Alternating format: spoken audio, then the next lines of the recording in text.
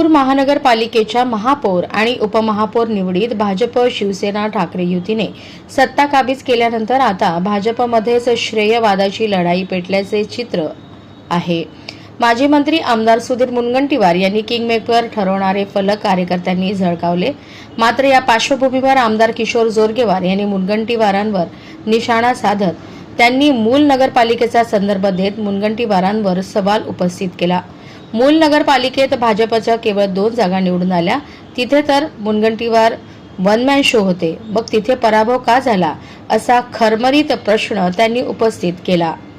कोण काय बॅनर लावतो, काय तिथे दाखवतो, त्या बॅनर सोबत देवेंद्रजी फडणवीस यांना ओबीसी विरोधी ठरवणारे देवेंद्रजी फडणवीसांच्या कुटुंबियावर सोशल मीडियातून आक्षेपार्ह लिहिणारे ते सुद्धा भारतीय जनता पार्टीचा झेंडा घेऊन ते लोक नाचत होते।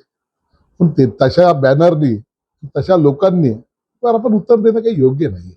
लोकांना माहिती आहे काय स्थिती होती, काय स्थिती गेली, कोणी काय केलं, किती मेहनत कोणी केली, कोण तिथे फिजिकली प्रेझेंट होता, किती दिवसापासून, हे सगळं माहिती। त्याच्यामुळे 4 बोर्ड लावल्याने हे कोणी होत नाही। आता धुरंधर, चाणक्य, किंग मेकर ह्या सर्व जर गोष्टी होत्या मग ह्या मूलमध्ये काऊन लागू झाल्या नाही?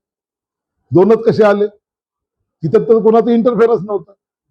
तिथे इंटरफेरन्स होता का कोणाचा? मूल विधानसभेमध्ये कोणाचाच इंटरफेरन्स नव्हता, वन मॅन शो होता। मग तिथं काय झालं?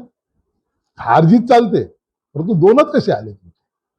याचा विचार करा ना। काहीतरी झालेल्या गोष्टीला आपलं लेबल चिपकवायचं हे काही योग्य नाहीये।